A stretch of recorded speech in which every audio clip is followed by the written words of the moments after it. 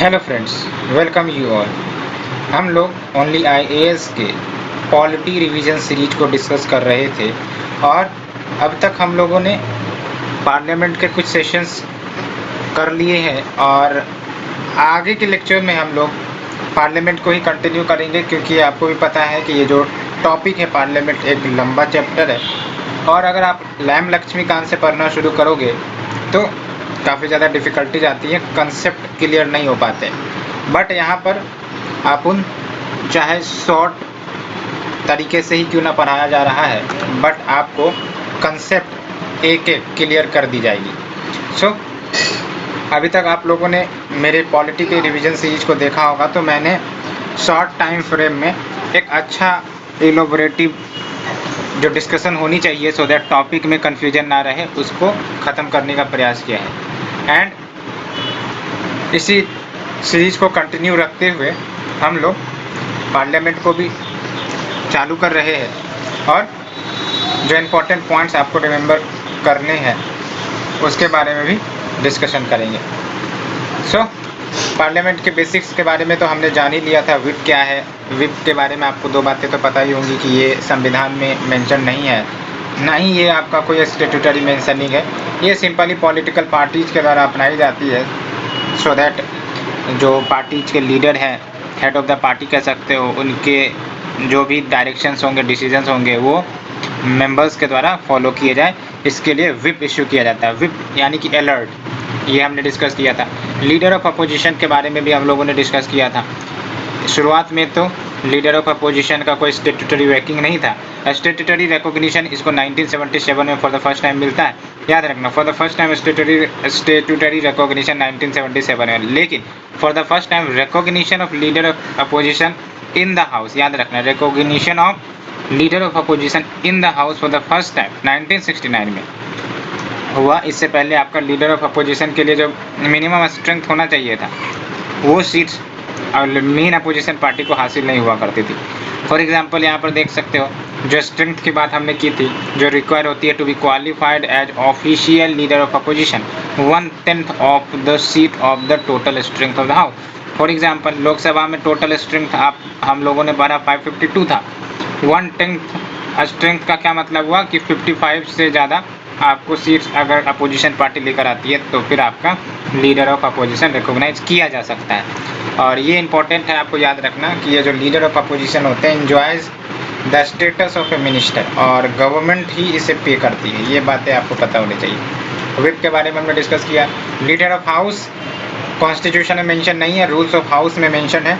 ये थोड़ा पता होना चाहिए क्योंकि कंफ्यूजन के रूप में ये क्रिएट हो सकता है। So now we move onwards to the session of parliament.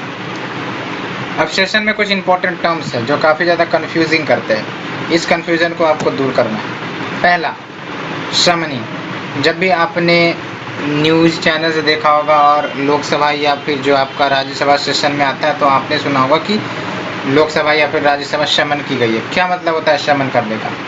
समन का मतलब ये हुआ कि मीटिंग को बुलाई जाएगी, यानी कि लोकसभा में जो मेंबर्स आएंगे उसके बाद मीटिंग्स बुलाई जाती है तो उसको आप समन करते हैं, है ना।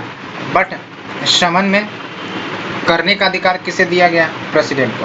प्रेसिडेंट समन करता है each house of the parliament की भाई साहब ये डेट निर्धारित कर दी गई है, आप आओ, इस दिन में आप हाउस में एंटर करो और मीट करो, डिबेट डिस्कशन करो।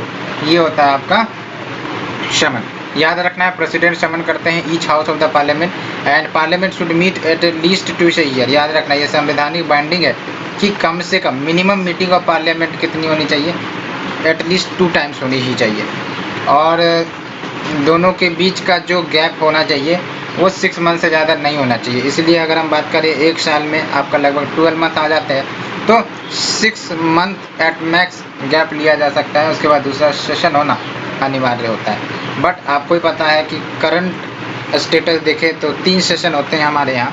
एक तो आपका बजट सेशन हो गया, और दूसरा आपका मॉनसून सेशन जो अभी आई थिंक इनॉग्रेट होने वाले हैं, और फिर आपका जो विंटर सेशन है वो, है ना। तो सेशन की अगर हम बात करें तो ये टोटल पीरियड होती है when the first sitting of the house, and उसके बाद जब हाउस की जो भी फंक्शनिंग है, बिल पास करने वाली जो इश्यू सब ख़त्म हो जाती है, उसके बाद आपको ही पता है कि प्रोरोगेशन इश्यू किया जाता है।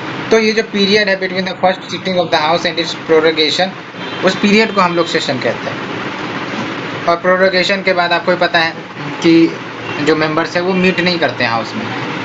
और रिसेस की बात करें तो recess is the period between prorogation of a house and it's reassembly. Let's say कि प्रोरोगेशन आज हो गई असेंबली की, इसका मतलब आज के बाद असेंबली मीट नहीं करेगी जब तक नया सेशन समन नहीं ऑर्गेनाइज किया जाएगा प्रेसिडेंट के द्वारा।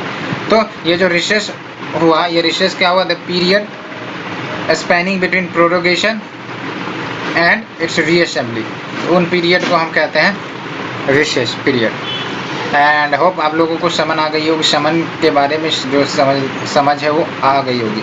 समन के बारे में 2-3 चीज़ आपको बात याद रखनी होगी कि आर्टिकल आपको याद रखने की ज़रूरत नहीं है। हाँ, जो मेंस में क्वेश्चन अगर कभी पूछा जाता है पार्लियामेंट से और उसमें कुछ मोशंस को डिफाइन करने बोले जाते हैं तो आप समन का आर्टिकल याद रख सकते हैं। लेकिन प्रीलिम्स के लिए जो याद रखना है वो है ये कि प्रेसिडेंट समन करता है each house of the parliament to meet, और स्टेट के केस में गवर्नर। और सेशन का अगर एग्जैक्ट डेफिनेशन का है तो देख सकते हो, first sitting of the house and it's prorogation. Prorogation के बारे में भी हमने जाना है और डिटेल्स हम डिस्कस करेंगे। और रिसेस के बारे में आपको अच्छे से पता होना चाहिए। It is the period spanning between prorogation of a house and it's reassembly. Adjournment की बात करें तो एडजर्नमेंट में क्या होगा, आपका नाम से पता चल रहा है एडजर्न, आपने सुना होगा द कोर्ट इज एडजर्न्ड। याद रखना adjournment motion is different from adjournment, ये कन्फ्यूज़न में नहीं रहना है ना। तो जैसे कोर्ट ऑर्डर इशू करता है the court is adjourned for a certain period, उसी प्रकार से जो एडजर्नमेंट होता है इसका मतलब टर्मिनेशन ऑफ ए सेशन कह सकते हो। टर्मिनेशन ऑफ सेशन कहने का मतलब ये हुआ कि जो आपका टर्मिनेशन ऑफ सेशन नहीं, ये जो आपका सेशन तो आपका प्रोरोगेशन में टर्मिनेट होगा, लेकिन एडजर्नमेंट में आपका जो सिटिंग है वो टर्मिनेट होता है। यानी कि कभी कभी आपने सुना होगा कि जो लोकसभा है उसको 1 घंटे के लिए एडजर्न कर दी गई है, या फिर 2 घंटे के लिए एडजर्न कर दी गई है, या फिर 1 दिन के लिए एडजर्न कर दी गई होगी, या राज्यसभा के बारे में भी आपने सुना होगा। तो ये एडजर्नमेंट जो होता है वो सिटिंग को टर्मिनेट करता है स्पेसिफिक टाइम के लिए, याद रखना है। एडजर्नमेंट सिन डाई और एडजर्नमेंट में यही अंतर है कि एडजर्नमेंट सिन डाई मतलब इंडेफिनिट टाइम के लिए इसको टर्मिनेट किया जाता है सिटिंग को, जबकि एडजर्नमेंट में स्पेसिफिक टाइम के लिए 1 दिन 2 दिन है ना, स्पेसिफिक टाइम के लिए आपका सिटिंग को टर्मिनेट किया जाता है। और कौन करता है ये एडजर्नमेंट या एडजर्नमेंट सिन डाई, तो प्रिसाइडिंग ऑफिसर। समन कौन करता है, प्रोरोगेटिव कौन करता है, प्रेसिडेंट। एडजर्नमेंट सिन डाई कौन करता है, आपका प्रिसाइडिंग ऑफिसर। प्रिसाइडिंग ऑफिसर कहने का मतलब ये हुआ कि अगर लोकसभा है तो स्पीकर और राज्यसभा है तो आपका चेयरमैन, तो ये होते हैं प्रिसाइडिंग ऑफिसर जो सेशन को प्रिसाइड कर रहा होगा। और बेसिकली ये मैंने आपको बताया स्पेसिफाइड पीरियड होता है, इसमें आवर्स हो सकते हैं, डेज हो सकते हैं, वीक्स भी हो सकते हैं। एंड ये जरूर याद रखना है adjournment only terminates the sitting of the house for a specified period. Adjournment sine die की बात करें तो इसका मतलब है terminating a sitting of parliament for an indefinite period by presiding officer. ये जरूर याद रखना है आपको, ठीक है, कि जो आपका एडजर्नमेंट सिन डाई में क्या हो रहा है, आपका इनडेफिनिट पीरियड आ जा रहा है और ये भी आपका प्रिसाइडिंग ऑफिसर ही करता है। प्रोरोगेशन में क्या होगा, प्रोरोगेशन यानी कि सिंपली कहा जाए कि जब आपका एडजर्नमेंट सिन डाई हो गया तब जाके जो प्रिसाइडिंग ऑफिसर होते हैं वो प्रेसिडेंट को बोलते हैं कि प्रोरोगेट कर दीजिए सेशन को। प्रोरोगेट करने का मतलब ये हुआ कि सेशन को टर्मिनेट कर दिया जाता है। अब चूंकि सेशन ही टर्मिनेट हो गया तो सिटिंग ऑलरेडी ऑटोमेटिकली टर्मिनेट हो जाती है। तो याद रखना प्रोरोगेशन की बात करें तो प्रेसिडेंट, और इसमें होता क्या है, सिटिंग प्लस सेशन दोनों खत्म हो जाते हैं।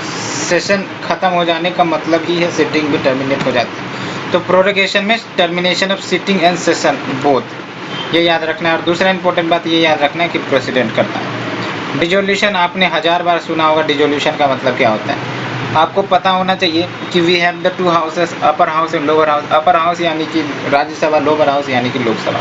और ये भी पता होगा कि राज्यसभा परमानेंट बॉडी है और ये कभी भी डिसॉल्व नहीं की जा सकती। तो बचा कौन, लोकसभा। तो लोकसभा जो है आपका वो आपका डिसोल्यूशन के अधीन हो सकता है। प्रोरोगेशन में तो हमने देखा कि सेशन सिटिंग टर्मिनेट होता है, लेकिन जब कभी हम सुनते हैं कि लोकसभा डिसॉल्व कर दी गई है तो इसका मतलब लोकसभा की जो लाइफ है वो ही ख़त्म कर दी गई है, यानी कि एक प्रकार से फिर से चुनाव होंगे। कहने का मतलब ये है, चुनाव होना पड़ेगा, because dissolution is irrevocable and it ends the very life of the Lok Sabha. And कैसे हो सकते हैं ये डिसोल्यूशन लोकसभा के? तो डिसोल्यूशन ऑफ लोकसभा में take place in other two ways. पहला बात तो ऑटोमेटिक डिसोल्यूशन, क्यों? बिकॉज संविधान में साफ साफ लिखा गया कि टेन्यूर एक्सपायरी के बाद फिर से री इलेक्शन होना है ना? तो automatic dissolution on the expiry of its tenure. कितना टेन्यूर रखना है? 5 ईयर्स के लिए, तो 5 ईयर्स कवर होने वाले हैं। और अल्टीमेटली अगर डिसॉल्व नहीं की जा रही है प्रेसिडेंट के द्वारा तो automatically it can be dissolve after covering of the 5 year.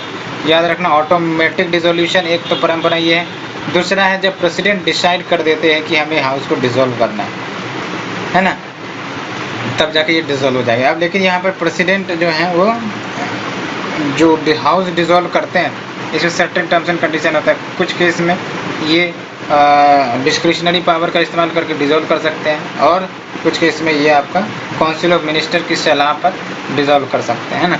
और याद रखना है आपको, ये जो डिसोल्यूशन होता है, जो डिसोल्यूशन करी जाती है वो काउंसिल ऑफ मिनिस्टर के एड एंड एडवाइस पर की जाती है।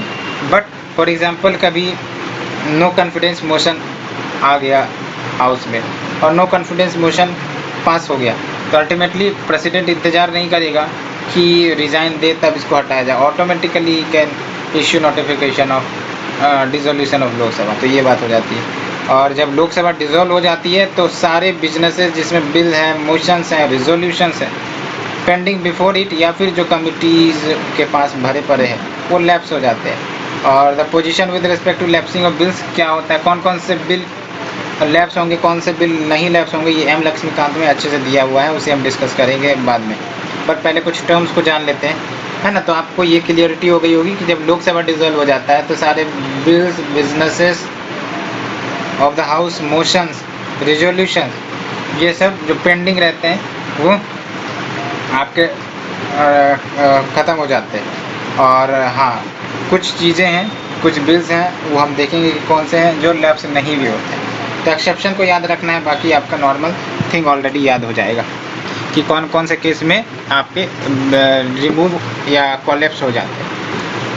सो we have discuss the dissolution. याद रखना है ये जो डिसोल्यूशन वाली परंपरा है ये आपका स्टेट लेवल पर भी ऑपरेट करती है। Adjournment, Sendai, adjournment, prorogation, summoning, ये सब जो प्रिंसिपल है ये सब स्टेट लेजिस्लेटिव असेंबली में भी ऑपरेट होती है। बात करते हैं लेम डक सेशन।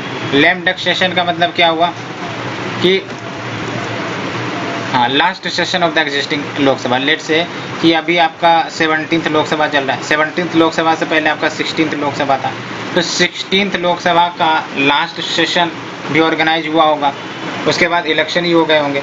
तो जो लास्ट सेशन हुआ होगा लोकसभा का, उसके बाद तो डायरेक्टली न्यू लोकसभा का गठन हो गया, तो उसी सेशन को लैम डक सेशन कहा गया है ना। तो last session of the existing Lok Sabha after a new Lok Sabha has been elected, तो हम लोग इसे लैम डक सेशन का नाम दिया। एंड जो मेंबर्स पहले के लोकसभा मेंबर्स थे और वो दोबारा जब इलेक्शन हुआ लोकसभा का, री इलेक्ट नहीं हो पाए टू द न्यू लोकसभा, तो उसे लैम डक कहा जाता है, ये भी याद रखना है।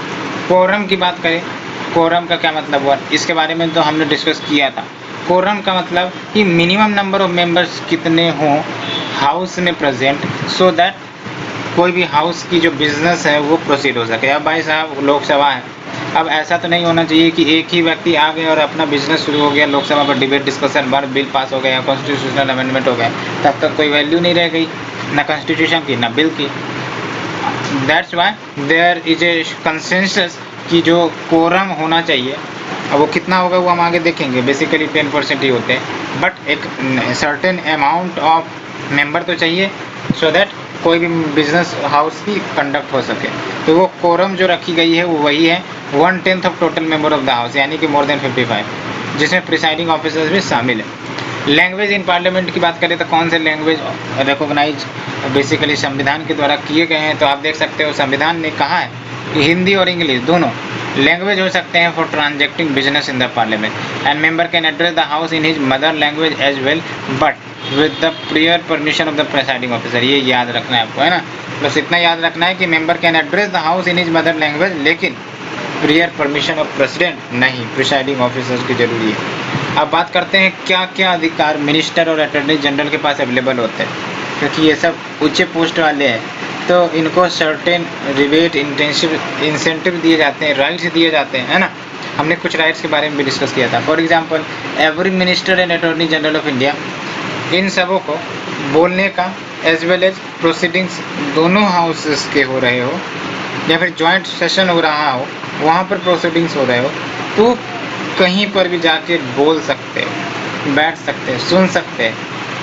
And any committee of parliament में जिसमें वो मेंबर है, वो भी जा सकते हैं, बैठ सकते हैं, लेकिन वोटिंग करने का अधिकार नहीं दिया गया, याद रखना, है ना। तो ये याद रखना, every minister and attorney general of India, attorney general को तो वोट करने का भी नहीं अधिकार है, और मिनिस्टर को उस हाउस में वोट करने का अधिकार नहीं है जिस हाउस में वो मेंबर नहीं है ना। तो ये याद रखना है। तो जो मिनिस्टर्स हैं वो दोनों हाउसेस में जा सकते हैं, ज्वाइंट सिटिंग में भी बैठ सकते हैं, बट वोट करने की बात आएगी तो वोट तभी करेंगे जब वो वोट उसी हाउस में वो करेंगे जिस हाउस के वो सदस्य हैं।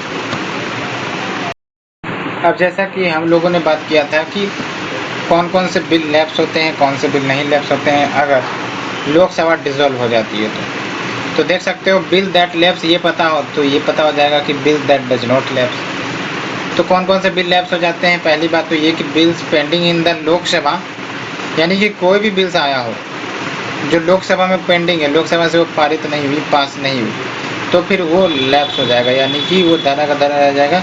न्यू सेशन आने के बाद ये आपका बिल लैप्स हो जाएगा, है ना। तो ये याद रखना है आपको कि कौन से बिल लैप्स होंगे। Bill pending in the Lok Sabha, चाहे वो लोकसभा में ओरिजिनेट हुआ हो, चाहे वो राज्यसभा के थ्रू आया हो, यानी कि राज्यसभा ने वहाँ से पास कर दिया और अल्टीमेटली लोकसभा के इंतजार में और पता चला गवर्नमेंट ही चेंज हो गई या फिर लोकसभा डिसॉल्व हो गया, तो ये जो बिल है वो लैप्स हो जाएंगे।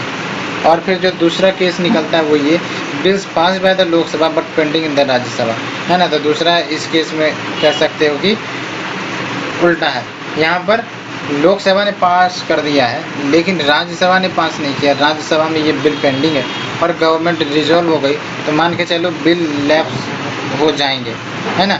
ये बिल ओरिजिनेटिंग इन लोकसभा, ये तो लैप्स हो ही जाएंगे।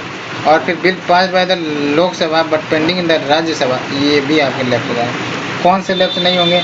तो bills not pass by two houses due to disagreement, दोनों हाउसेज ने पास नहीं किया, एक का तो छोड़ो, एक के केस में तो अभी हमने ऊपर वाला देखा वो हो गया, लेकिन अगर दोनों ही पास नहीं हुआ, एग्रीमेंट डिसएग्रीमेंट कुछ भी कारण हो सकते हैं, और प्रेसिडेंट ने नोटिफाई किया है कि ज्वाइंट सिटिंग हो जानी चाहिए before the dissolution of Lok Sabha, तो दो केसेस यहाँ पर देख लो। पहली बात तो bill not pass by the two houses to disagreement, अब भाई साहब दोनों हाउसेज किसी ने पास नहीं किया तो डिसएग्रीमेंट है, तो फिर कैसे ये पास हो सकता है लॉजिकली अगर देखा जाए तो।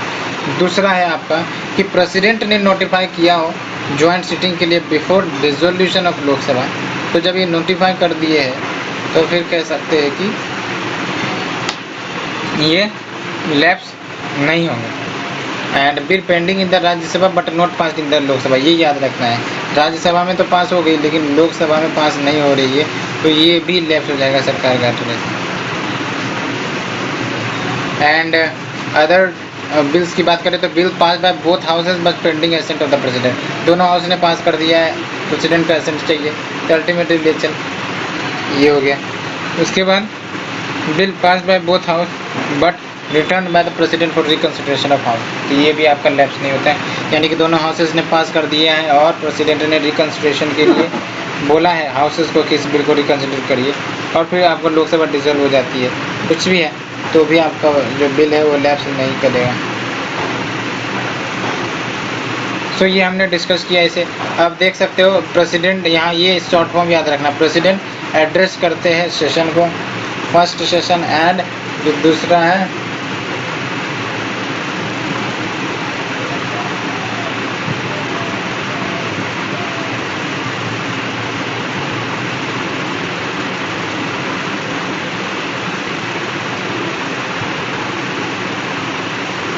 प्रिसाइडिंग ऑफिसर आपका एडजर्नमेंट इशू करता है, एडजर्नमेंट सुविधा इशू करता है। प्रेसिडेंट आपका एड्रेस करता है session, first session of newly constituted Lok Sabha assembly, and जो दूसरा होता है first session of every new financial year. तो ये दो कुछ ये शेयर करते हैं। और बेसिकली प्रिसाइडिंग ऑफिसर की बात करें तो एडजर्नमेंट और adjournment in time, president summoning, prorogue, dissolution and address, ये बातें याद रखनी है। अब बात करते हैं कौन कौन से डिवाइसेस पार्लियामेंट्री प्रोसीडिंग्स में यूज किए जाते हैं। डिवाइसेस का मतलब ये नहीं कि लैपटॉप, मोबाइल फ़ोन या फिर स्क्रीन, कंप्यूटर, मॉनिटर स्क्रीन, ये सब कुछ भी नहीं है ना। तो सिंपली अगर कहा जाए कि कौन कौन से डिवाइसेस अभी फ़िलहाल अवेलेबल है पार्लियामेंट के पास, जिसके तहत वो एक तो ये बात हो जाती है कि एग्जीक्यूटिव या गवर्नमेंट पर अपनी पकड़ या मजबूती बना कर रखता है, ऐसे क्वेश्चन निकल सकते हैं। तो पहला है आपका question hour. Question hour, let's move to question hour. Question hour नाम से पता चल रहा है इस आवर में क्वेश्चनिंग करी जाती है। और ये आपका जब पार्लियामेंट्री सिटिंग होता है, आपको ही पता है पार्लियामेंट्री सिटिंग एक टाइम के अनुसार होता है। अभी फ़िलहाल लोकसभा में तो 11 बजे से आपका सिटिंग होता है और 11 बजे से 12 बजे तक का जो पीरियड होता है वो आपका क्वेश्चन आवर का पीरियड होता है ना। बिकॉज 11 बजे से लेट से सेशन शुरू हुआ, सिटिंग शुरू हुई, तो 11 बजे से 12 बजे तक का जो पीरियड है, यानी कि फर्स्ट आवर जिसको कहते हैं, first hour of parliamentary sitting, ये आपका क्वेश्चन आवर का पीरियड होता है। और इसमें होता क्या है, तो जो मेंबर्स हैं वो क्वेश्चंस पूछते हैं, नाम से ही पता चल रहा है क्वेश्चन आवर, मेंबर क्वेश्चन पूछते हैं और मिनिस्टर जो उनको आंसर देना पड़ता है। और ऐसा नहीं है कि ये जो क्वेश्चन पूछे जाएंगे सिर्फ और सिर्फ मिनिस्टर से ही पूछे जाएंगे, जनरली मिनिस्टर से पूछा जाता है, बट कभी कभी प्राइवेट मेंबर से भी पूछे जा सकते हैं। प्राइवेट मेंबर के बारे में मैंने आपको बताया था, पार्लियामेंट के वो सदस्य जो मिनिस्टर नहीं है उनको हम प्राइवेट मेंबर कहते हैं। और इनिशियली ये जो आपका क्वेश्चन आवर की शुरुआत है वो हमारे संविधान के आने से नहीं हुआ, बल्कि इंडियन काउंसिल एक्ट 1892 से ही ये परंपरा चल रही है क्वेश्चन आवर वाली, है ना। और रूल्स ऑफ प्रोसीजर में ये आपका मेंशन किया गया है। और जो क्वेश्चन पूछे जाते हैं इसमें 3 प्रकार के क्वेश्चन होते हैं। एक तो स्टेयर्ड क्वेश्चन, स्टेयर्ड क्वेश्चन में वो क्वेश्चन पूछे जाएंगे जिनका ओरल आंसर होगा। जैसे फॉर एग्जांपल मैं एक लेट से कि मेंबर हूँ पार्लियामेंट का, मैंने क्वेश्चन पूछा मिनिस्टर से कि ये कोविड-19 की समस्या के लिए आप क्या कर रहे हो, तो लेट से ये क्वेश्चन पूछा गया, तो आंसर भी ओरल ही आता है। तो जब आंसर्स ओरल आएंगे कि हाँ हमने ये स्कीम चलाई, हमने आत्मनिर्भर स्कीम चलाई, लेट से ये, तो बदले में जो आपके क्वेश्चनर है जो क्वेश्चन पूछ रहे हैं वो सप्लीमेंट्री क्वेश्चन भी पूछ सकते हैं। बिकॉज यहाँ पर ऑप्शन होते हैं, अगर क्वेश्चन पूछे जा रहे हैं तो हम अदर क्वेश्चंस भी उसी में से निकाल सकते हैं। तो स्टेयर्ड क्वेश्चन में क्या हो गया आपका, requires oral answer and supplementary question can be asked. Unstarred question में क्या होता है आपका, इसमें रिटन आंसर की डिमांड होती है। जब रिटन आंसर की डिमांड होगी, भाई साहब पत्र लेखन के माध्यम से आपको आंसर मिलेगा, एक आपका लिफाफा में बंद कर आपको आंसर दिया जाएगा, तो जाहिर सी बात है उस दौरान हम सप्लीमेंट्री क्वेश्चन तो नहीं हो सकते कि भाई साहब पत्र लेखन का खेल चल रहा हूँ कि मैंने पत्र लिखकर क्वेश्चन पूछा, आपने पत्र लिखकर जवाब दिया, मैंने पत्र लिखकर क्वेश्चन पूछा, आपने पत्र लिखकर जवाब दिया, ऐसा तो नहीं होता है ना। तो ये सप्लीमेंट्री क्वेश्चन यहाँ पर पूछने का स्कोप खत्म हो जाते हैं। शॉर्ट नोटिस क्वेश्चंस में क्या होते हैं, शॉर्ट नोटिस क्वेश्चंस में भी आपके ओरली आंसर दिए जाते हैं, लेकिन ये ऐसे क्वेश्चन होते हैं जिनको पूछा जाता है शॉर्ट नोटिस के दम पर। शॉर्ट नोटिस यानी कि आपको ही पता है, जब भी आपके क्वेश्चन पूछे जाते हैं क्वेश्चन आवर में, तो क्वेश्चन पहले ही सबमिट किया जाता है ना। सर्टेन डेज पहले ये क्वेश्चन सबमिट किए जाते हैं और तब जाके आपका जो भी आपका पैटर्न बनाने का होता है, ये सब फंक्शन पहले ही कर लिए जाते हैं, बिजनेस प्रोसेसिंग कर लिए जाते हैं। But there can be a question which can be of short notice, यानी कि जिस पीरियड में इनको क्वेश्चन सबमिट करना था हाउस को, उस पीरियड में नहीं सबमिट करके उससे कम पीरियड में सबमिट किया गया, शॉर्ट नोटिस देकर क्वेश्चन पूछा गया, तो ये शॉर्ट नोटिस क्वेश्चन हो गया, है ना। और आप देख सकते हो नाम से ही पता चल रहा है शॉर्ट नोटिस। तो इसमें जो क्वेश्चन पूछे जाते हैं वो 10 डेज से पहले नोटिफाई किए जाते हैं हाउस को और तब पूछे जाते हैं। 0 आवर में क्या होता है, 0 आवर याद रखना है, 0 आवर इनफॉर्मल डिवाइस है। इनफॉर्मल डिवाइस यानी कि इसका कहीं पर भी मेंशन नहीं किया गया, ना ही हमारे संविधान में मेंशन किया गया, ना ही rules of procedure of Lok Sabha, rules of procedure of Rajya Sabha, इन सब में भी नहीं मेंशन किया गया है ना। तो informal device to raise matter without any prior notice, ये याद रखना है ना।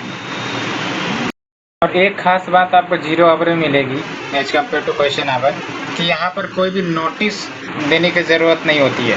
यहाँ पर बेफिक्र क्वेश्चन पूछे जाएंगे और तब तक क्वेश्चन पूछे जाएंगे, तब तक आंसर दिए जाएंगे जब तक आपका एजेंडा ऑफ द डे का ख़त्म नहीं हो जाता। यानी कि वो कह सकते हो कि एक बार क्वेश्चन आवर ख़त्म होने के बाद 0 आवर की शुरुआत हो जाती है और इसमें विदाउट प्रायर नोटिस वाले क्वेश्चंस पूछे जाते हैं, है ना। जबकि हमने क्वेश्चन आवर में क्या देखा, एक तो आपका शॉर्ट नोटिस बेस्ड क्वेश्चन होते हैं, यानी कि लेस देन 10 डेज नोटिस दिया जाता है और फिर क्वेश्चन पूछे जाते हैं, है ना, ऐसा हमने देखा है। लेकिन 0 आवर में कोई भी नोटिस देने की जरूरत नहीं है, starts immediately after the question our and last until the agenda for the day. और ये इंडियन इनोवेशन है। कहने का मतलब ये है कि ये जो सिस्टम है हमने कहीं से बोरो नहीं किया है, 0 आवर वाला इंडियन इनोवेशन है, 1962 से ही ऑपरेट हो रही है। लेकिन एक खास बात ये है कि कहीं पर भी ये मेंशन नहीं किया गया है। और दूसरी इंपॉर्टेंट बात ये है कि क्वेश्चन आवर के ख़त्म होने के बाद, लेट्स से कि 11 बजे सेशन या सिटिंग शुरू हुई, 11 से 12 तो आपका 1 आवर का क्वेश्चन आवर हो गया। 12 बजे से जो का पीरियड है उसके बाद से आपका ये शुरू हो जाता है 0 आवर। अब बात करते हैं मोशंस की। मोशंस में क्या होते हैं कि जो भी डिस्कशंस होते हैं वैसे मैटर पर जो पब्लिक इंपॉर्टेंस के हैं, वैसे तो पार्लियामेंट में पब्लिक इंपॉर्टेंस वाले मैटर ही डिस्कस किए जाते हैं, वो सब डिस्कशन शुरू होते हैं मोशंस के साथ। मोशंस आपका कंसेंट ऑफ प्रिसाइडिंग ऑफिसर्स के बाद आपका आता है और 3 प्रकार के मोशंस हो सकते हैं। एक तो आपका सब्सटेंसिव मोशन, नाम से पता चल रहा है सब्सटेंसिव मोशन, सेल्फ कॉन्टेंट, और ये इंडिपेंडेंट प्रपोजल होता है। काफ़ी इंपॉर्टेंट मैटर के लिए ये मोशंस आपके लाए जाते हैं, है ना। तो सब्सटेंसिव का शब्द ही है इम्पोर्टेंट। दूसरा है सब्सटीट्यूट मोशन। सब्सटीट्यूट मोशन नाम से पता चला है सब्सटीट्यूट, यानी कि प्रपोजेज एज एन अल्टरनेटिव, और अगर ये अडॉप्ट कर लिया गया हाउस के द्वारा तो ओरिजिनल मोशन जो चल रहा था उसको सुपरसीड करके ये सब्सटीट्यूटेड मोशन आ जाएगा, है ना। Substitute means replacement. तीसरा है आपका सब्सिडियरी मोशन। सब्सिडियरी मोशन की अगर हम बात करें तो याद रखना है, तो नाम से ही आपका पता चल रहा है सब्सिडरी, यानी कि जो ओरिजिनल मोशन होगा उसके लिए एक प्रकार से कोई सब्सिडरी मोशन लाया जाता है ना। और ये इसलिए लाया जाता है कि अगर इसे ना लाया जाए तो जो डिसीजन है, करेक्ट डिसीजन, उस पर नहीं पहुंचा जा सकता। तो as a subsidiary, as a complementarity आप कह सकते हो, ये सब्सिडरी मोशन को लाया जाता है। एंड जो चौथा है आपका सब कैटेगरीज में बहुत सारे आ जाते हैं, इंसुलरी मोशन, सुपरसिडी मोशन, अमेंडमेंट, बट ये सब अभी तक तो यूपीएससी के क्वेश्चन पेपर में नहीं आए। बट सब्सिडरी मोशन आपको पता होना चाहिए, as a subsidiary to the main motion, substitute motion as an alternative, और फिर जो पहला है आपका सब्सटेंसिव यानी सेल्फ कॉन्टेंट, ये इंडिपेंडेंट प्रपोजल कह सकते हो, काफ़ी इंपॉर्टेंट मैटर के लिए लाए जाते हैं। नाउ क्लोजर मोशन की बात करें तो नाम से पता चल रहा है क्लोजर मोशन, यानी कि जो मेंबर ऑफ द हाउस है उनके द्वारा ये लाया जाएगा, सो दैट जो जिस टॉपिक पर डिबेट चल रही है उस डिबेट पर रोक लगाया जाए या फिर टाइम कम कर दिया जाए, है ना, कम टाइम पर डिबेट डिस्कशन हो। तो नाम से ही पता चल रहा है moved by member to cut short the debate, and अगर अप्रूव हो गया तो देख सकते हो डिबेट को ही स्टॉप कर दी जाती है उस इश्यू के ऊपर, एंड मैटर डायरेक्टली आपका वोट के लिए प्रस्थान करता है। तो क्लोजर मोशन में क्या सिंपली हो गई, कट शॉर्ट द डिबेट, यानी कि डिबेट एंड डिस्कशन पर रोक लगा दो, कट शॉर्ट कर दो, और अप्रूव अगर हो जाता है तो डिबेट सच में स्टॉप हो जाती है और put to vote matter. And 4 kinds of closure motion. एक तो आपका सिंपल क्लोजर। सिंपल क्लोजर में क्या होता है कि जो मैटर सफिशिएंटली डिस्कस्ड और उसके बाद वोट के लिए आगे प्रस्थान होता है तो आपका होगा सिंपल क्लोजर। और दूसरा है क्लोजर बाय कंपार्टमेंट, यानी कि जो क्लाउजेज है बिल के या फिर रेजोल्यूशन उनको ग्रुप किए जाते हैं टू डिबेट, एंड उसके बाद आफ्टर डिबेट इंटायर ग्रुप को ही एक साथ वोट करने के लिए आगे प्रस्थान कर दिया जाता है। कंगारू क्लोजर की बात करें तो इसके तहत सिर्फ इम्पॉर्टेंट क्लाउजेज को डिबेट के लिए लिए जाते हैं, वोटिंग के लिए लिए जाते हैं, और अदर क्लाउजेज को स्किप कर दिए जाते हैं और माना जाता है कि भाई साहब पास हो गया है ना। जैसे बोला जाता है एक के ऊपर एक फ्री, कि मान लो कि अगर एक इम्पॉर्टेंट बिल है उसके हमने सर्टेन क्लाउज को डिस्कस कर लिया है तो इसका मतलब हमने पूरा बिल डिस्कस कर लिया। या फिर हमने लक्ष्मीकांत के 3 चैप्टर पढ़ लिए तो इसका मतलब हमने पूरा लक्ष्मीकांत ही पढ़ लिया।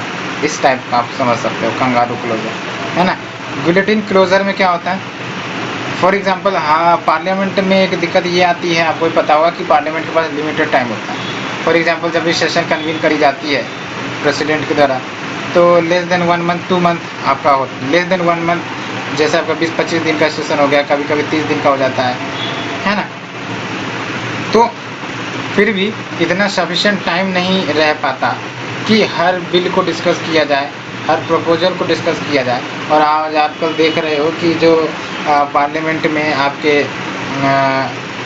बहस हैं कुछ ज़्यादा ही हाई लेवल पर जा रही है, जिसके कारण टाइम और भी ज़्यादा नहीं मिल पाता, सहमति और भी नहीं बन पाती। इसलिए बुलेटिन मोशन का यूज काफ़ी ज़्यादा होता है। बुलेटिन वैसे तो मतलब होता है कि गला घोट देना, बट इसका सिंपल शब्दों में कहें तो एक ही बार में सारे को पास करवा देना, ये टर्म होता है बुलेटिन, है ना। मोशन पास हो जाएंगे लेकिन एक ही बार में बहुत सारे। तो बुलेटिन क्लोजर की बात करें तो इसका इश्यू क्यों आता है, because time allocated for the discussion over हो जाता है। तो जो अनडिस्कस्ड क्लाउजेज हैं या रेजोल्यूशन है उसको भी वोट के लिए डाल दिया जाता है along with the discussed one, because time की कमी हो जाती है। बात करते हैं प्रिविलेज मोशन की। तो प्रिविलेज मोशन में क्या हो गया, प्रिविलेज मोशन बेसिकली मेंबर के द्वारा लाए जाते हैं अगर उनको लगता है कि किसी मिनिस्टर ने जो ब्रीच कर दिया हो प्रिविलेज ऑफ द हाउस का। आपको ही पता है पार्लियामेंट के मेंबर्स को एक तो इंडिविजुअल प्रिविलेज और कलेक्टिव प्रिविलेज का अधिकार मिला है। तो जब भी किसी मेंबर को लगता है कि किसी मिनिस्टर ने ब्रीच ऑफ प्रिविलेज किया है ऑफ द हाउस, तो फिर वो प्रिविलेज मोशन ला सकते हैं। याद रखना प्रिविलेज मोशन निगेटिव है ना। ये लाए जाएंगे उस मेंबर के खिलाफ, मतलब उस मिनिस्टर के खिलाफ जिन्होंने प्रिविलेज का ब्रीच किया है, प्रिविलेज का पालन नहीं, प्रिविलेज का ब्रीच किया। And we have the calling attention motion. Calling attention motion नाम से पता चल रहा है मेंबर के द्वारा मूव किया जाएगा तो call the attention of a minister की भाई साहब थोड़ा इन इश्यू पर भी ध्यान दो, कितने इश्यू को डाइवर्ट करोगे, है ना। तो moved by member to call the attention of a minister to a matter of urgent public importance. और ये भी इंडियन इनोवेशन है, mention in the rules of procedure. अब बात करते हैं एडजर्नमेंट मोशन। मैंने आपको बताया था एडजर्नमेंट मोशन और एडजर्नमेंट सिंडा एंड एडजर्नमेंट ये तीनों डिफरेंट है ना। हाँ, पर एडजर्नमेंट सिंडा एंड एडजर्नमेंट में थोड़ा सिमिलैरिटी है, बट एडजर्नमेंट मोशन तो कम्प्लीटली डिफरेंट है। ये इंट्रोड्यूस किए जाते हैं हाउस में सो दैट जो हाउस की अटेंशन है या फिर मेंबर ऑफ द हाउस की जो अटेंशन है वो किसी डेफिनिट, किसी हाईली अर्जेंट मैटर पर फोकस करा जाए, which is definite factual urgent matter of recent occurrence. And ये एक्स्ट्रा ऑर्डिनरी डिवाइस है और normal business of the house जो प्रोसीडिंग सब चल रही होती है, बातचीत जो चल रही थी उसको डिस्टर्ब करता है। और ये ज़रूर याद रखना है Rajya Sabha is not permitted to use it. ये ज़रूर याद रखना है एडजर्नमेंट मोशन के बारे में कि Rajya Sabha is not permitted to use it because इसमें आपका एलिमेंट ऑफ सेंसर आ जाता है अगेंस्ट द गवर्नमेंट, है ना। तो अगेंस्ट द गवर्नमेंट सेंसर करने का काम तो लोकसभा को दिया गया, राज्यसभा तो स्टेट को रिप्रेजेंट करता है, दैट्स व्हाई, है ना। तो एक तो आपका ये राज्यसभा में ये टूल नहीं है, याद रखना है। राज्यसभा में बजट भी इंट्रोड्यूस नहीं किया जा सकता, ये भी याद होगा आपको। एंड याद रखना है it should not cover more than one matter and not discussed earlier in the same session. तो यूनिक मैटर होना चाहिए, इससे पहले उस मैटर पर डिस्कशन ना होना चाहिए, ना हुआ हो in the same session. And ये जरूर याद रखना है एडजर्नमेंट मोशन पर आपको अगर सहमति बनानी है तो 50 मेंबर्स का सपोर्ट होना ही होगा for the motion to be admitted. अब बात करते हैं कॉन्फिडेंस मोशन और नो कॉन्फिडेंस मोशन। कॉन्फिडेंस का उल्टा है नो कॉन्फिडेंस, नो कॉन्फिडेंस का उल्टा है कॉन्फिडेंस। तो कॉन्फिडेंस की अगर हम बात करें तो कभी कभी प्रेसिडेंट गवर्नमेंट को बोलती है कि भाई साहब अपने मेजोरिटी प्रूव करो फ्लोर ऑफ द हाउस के ऊपर। तो ये जो मेजोरिटी प्रूव करने की बात आती है at the floor of the house, इसी को कहते हैं कॉन्फिडेंस मोशन, है ना। और अगर कॉन्फिडेंस मोशन पास नहीं हुआ, याद रखना कॉन्फिडेंस मोशन अगर पास नहीं हुआ तो इसका मतलब फॉल ऑफ गवर्नमेंट हो जाएगी। क्योंकि कॉन्फिडेंस मोशन है क्या, जो आपके 273 मेंबर्स का समर्थन या उससे ज़्यादा मेंबर का समर्थन, अदरवाइज सरकार तो गिर जाएगी। तो कॉन्फिडेंस मोशन का मतलब हुआ कि जब ये मोशन लाई जाएंगी तो मिनिमम 273 का समर्थन इस मोशन के ऊपर चाहिए ही चाहिए। उसी का विपरीत अगर हम बात करें तो नो कॉन्फिडेंस मोशन, तो कॉन्फिडेंस मोशन सरकार बनाने के लिए, नो कॉन्फिडेंस मोशन सरकार गिराने के लिए। आर्टिकल 75 की अगर हम बात करें तो इसमें क्या बोलता है, council of minister collectively responsible होंगे टू द लोकसभा। तो ये जो आपका collectively responsible to the Lok Sabha term है, ये आपका बेडरॉक है पार्लियामेंट्री डेमोक्रेसी का, बिकॉज पार्लियामेंट्री भी है और डेमोक्रेसी भी है। तो एक तरफ तुम्हारा सिंपली अगर कहे तो अगर नो कॉन्फिडेंस मोशन पास हो जाएगा तो इसका मतलब ये हुआ कि जो आपका गवर्नमेंट ऑफ द डे, जनता को उसके ऊपर भरोसा नहीं है ना। और ये नो कॉन्फिडेंस मोशन भी हमारे संविधान में मेंशन नहीं है, और इसे लाए जाते हैं under rules 198 of the rules of procedure and only in Lok Sabha से लाया जाएगा, बिकॉज सरकार तो लोकसभा से ही बनकर आई है ना।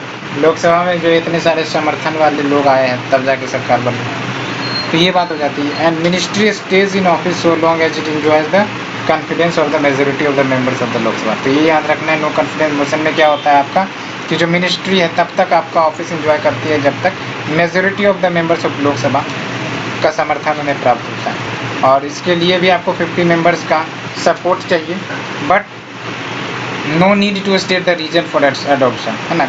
रीजन देने की जरूरत नहीं है, बस समर्थन के लिए 50 मेंबर चाहिए।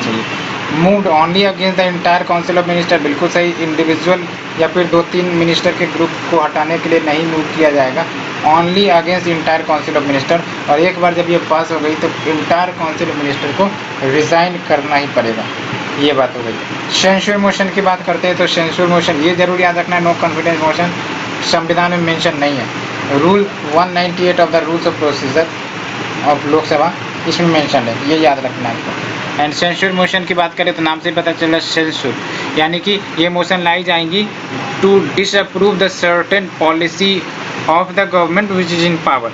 तो जो गवर्नमेंट पावर में है उसने कोई पॉलिसी लेकर आई होगी, उस पॉलिसी पर हमको समर्थन नहीं जताना है तो हम सेंसुर मोशन लेकर आएंगे।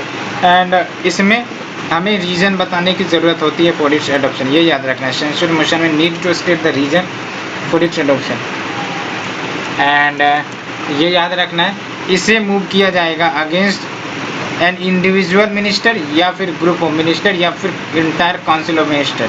तो ये बात याद रखना है जो आपको डिफरेंशिएट करता है confidence no confidence motion versus censure motion से, वो ये कि can be moved against individual minister, group of minister या इंटायर काउंसिल ऑफ मिनिस्टर। और अगर पास हो जाता है लोकसभा में तो काउंसिल ऑफ मिनिस्टर को तो इसमें रिजाइन करने की ज़रूरत नहीं है, क्योंकि ये तो आपका मेजोरिटी समर्थन वाला मोशन नहीं है। यहाँ पर तो किसी गवर्नमेंट पॉलिसीज को लेकर असमर्थन वाली बात है, गवर्नमेंट पॉलिसी, वहाँ पर गवर्नमेंट के खिलाफ ही असमर्थन महसूस हो रहा होता है, नो कॉन्फिडेंस में यहाँ पर गवर्नमेंट पॉलिसी आ जाती है ना।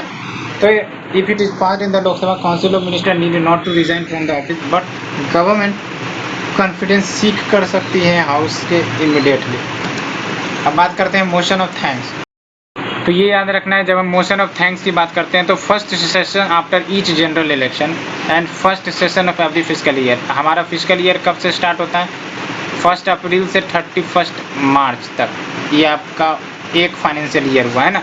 तो जो फर्स्ट फाइनेंशियल ईयर में जो सेशन होता है, फर्स्ट सेशन जो होगा ऑफ एवरी फिजिकल ईयर, तो उसे हम प्लस जो first session after each general election, for example Lok Sabha का जनरल इलेक्शन 2019 में हुआ और फर्स्ट सेशन जब कंस्टिट्यूट किए होंगे तो दोनों सेशन को ये आपका प्रेसिडेंट एड्रेस करता है। तो कौन से दो सेशन हो गए? First session after each general election plus first session of every physical year address किए जाते हैं प्रेसिडेंट के द्वारा।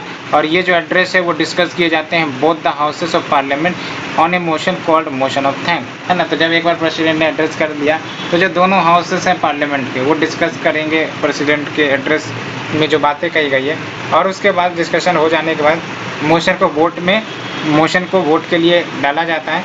और अगर मान के चलो मोशन पास नहीं हुआ तो इसका मतलब यही निकाला जाता है कि गवर्नमेंट का डिफीट होना निश्चित है, गवर्नमेंट का डिफीट होना निश्चित है, यानी कि बाद में फिर नो कॉन्फिडेंस मोशन जो है लाया जाएगा, और अगर वो पास हो गया तो फिर तो हटना ही है सरकार को। And now we have the no day yet named motion.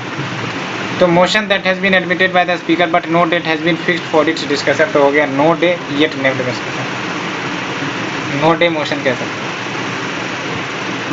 अन्य मोशन की बात करें तो डायलेटरी मोशन, डायलेटरी मोशन क्या है ये डायलेटरी मोशन? तो बेसिकली ये मोशन लाए जाते हैं for the adjournment of the debate on A bill motion resolution. तो कोई बिल मोशन रेजोल्यूशन चल रहा है हाउस में और उसके ऊपर रोक लगानी है, एडजर्नमेंट करना है, तो ये हो गया आपका डायलेटरी मोशन। एंड ये मूव किया जा सकता है by member at any time after a motion has been made. And जो डिबेट है उसके बाद आपको रेस्ट्रिक्ट होना ही होगा to the matter content in the motion, है ना। तो एक बार ये मोशन पास हो गई तो जो डिबेट है उसको रेस्ट्रिक्ट करना ही पड़ेगा to the matter content in the motion. And this motion is to retard or delay the progress of a business under consideration of the house. Point of order का क्या मतलब हुआ? तो पॉइंट ऑफ ऑर्डर मोशन कह सकते हो, जो भी है। Usually opposition member point of order raise करते हैं जब प्रोसीडिंग जो है हाउस की फॉलो नहीं करते हैं नॉर्मल रूल्स ऑफ प्रोसीजर को, सो दैट गवर्नमेंट के बढ़ते पैर को कंट्रोल किया जा सके, फैलते पैर को कंट्रोल किया जा सके, है ना। नॉर्मल रूल्स को जब नहीं फॉलो किया जाने लगता है ना, लगने लगता है गवर्नमेंट जो है अब धीरे धीरे अपने चादर से बाहर ज़्यादा पैर पसार रही है, तो पॉइंट ऑफ ऑर्डर इश्यू कर दिए जाएंगे। अपोजिशन मेंबर के द्वारा यूजुअली किया जाता है, जाहिर सी बात है, लॉजिकल भी है, अपोजिशन मेंबर ही तो चीरेंगे। एन एक्स्ट्रा ऑर्डिनरी डिवाइस कह सकते हो बिकॉज ये सस्पेंड करता है प्रोसीडिंग को before the house and debate is not allowed on a point of order. तो याद रखना है, बिकॉज काम ही होता है कि आपका जो ये है, याद रखना है आपको कि debate is not allowed on a point of order. Half an hour discussion, नाम से पता चल रहा है half an hour discussion, it is meant for discussing matter of sufficient public importance, there is no formal motion or voting before the house on the issue of half an hour discussion. Now we have the short duration discussion, इसी को 2 hour discussion भी कहते हैं, as the time allocated for such a discussion 2 घंटे ज़्यादा नहीं होनी चाहिए। There is neither a formal motion before the house nor voting, ये बात हो गई। स्पेशल मेंशन की बात करें तो a matter which is not under any rule of the house can be raised under the special mention in the Rajya Sabha, ये बात हो गई special mention. Now we have the resolution, तो रिजोल्यूशन की बात करें तो नाम से पता चलता है ये जो मेंबर्स होते हैं हाउस के, यही रिजोल्यूशंस लेकर आते हैं। क्यों लेकर आते हैं? सो दैट हाउस के अटेंशन को ड्रॉ किया जा सके, गवर्नमेंट को ध्यान में दिखाया जा सके कि भाई साहब इन मैटर्स पर आप काम करो, ये जनरल पब्लिक इंटरेस्ट का मैटर है, और डिस्कशन स्ट्रिक्टली रेलिवेंट होता है and with in the scope of the resolution. जो रिजोल्यूशन जिस टॉपिक पर आई है उसी टॉपिक पर स्ट्रिक्टली पालन किए जाते हैं कि आप अपने डिस्कशन पर कायम रहो, टॉपिक न भटकने दिया जाए। And a member who has moved a resolution or amendment to a resolution can not withdraw it without the permission of the house, ये याद रखना है। And all resolution come in category of substantive motion, जबकि all motions need not necessary be substantive. तो हमने सब्सटेंशिव motion की बात तो करी भी थी। क्या है सब्सटेंशिव मोशन, आप हमको बताओ। तो सब्सटेंशिव मोशन में क्या होता है, इंपॉर्टेंट मैटर के ऊपर डिस्कशन किए जाते हैं, और ये भी याद रख सकते हो all motions are not necessarily put to vote of the house, जबकि सारे resolution are required to be voted upon. ये फैक्ट आपको अच्छे से याद रखना है। All motions are not necessarily put to vote, जबकि all the resolution are required to be voted upon. And 3 प्रकार के रिजोल्यूशन हो सकते हैं। एक तो आपका प्राइवेट मेंबर रिजोल्यूशन हो सकता है, नाम से ही पता चल रहा है ये रिजोल्यूशन प्राइवेट मेंबर के द्वारा मूव किया जाएगा, एंड ये डिस्कस होते हैं on alternate Fridays only in the afternoon setting. तो लेट से कि आज फ्राइडे, तो अगले फ्राइडे, फिर अगले फ्राइडे, फिर अगले फ्राइडे, ऐसे चलता है, वो भी आपका आफ्टरनून सिटिंग है। दूसरा है गवर्नमेंट रेजोल्यूशन, नाम से पता चल रहा है किसी मिनिस्टर ने इसे मूव किया होगा, एंड डिस्कस किए जाते हैं on any day from the Monday to Thursday. और तीसरा है आपका statutory resolution, moved by any one private member या फिर मिनिस्टर, किसी में से किसी के द्वारा मूव किया जा सकता है। तो ये हमने मोशंस के बारे में डिस्कस किया डिटेल से। नेक्स्ट लेक्चर सीरीज में हम लोग लेजिस्लेटिव प्रोसीजर जो पार्लियामेंट का है उसे देखेंगे कि कैसे पार्लियामेंट से कोई लॉ बनकर तैयार होता है और अल्टीमेटली वो इम्प्लीमेंट होता है हमारे देश में। For now thank you friends, thank you very much. अगर आपको अच्छी लग रही है तो प्लीज़ लाइक शेयर सब्सक्राइब जरूर करें। Thank you friends, thank you very much.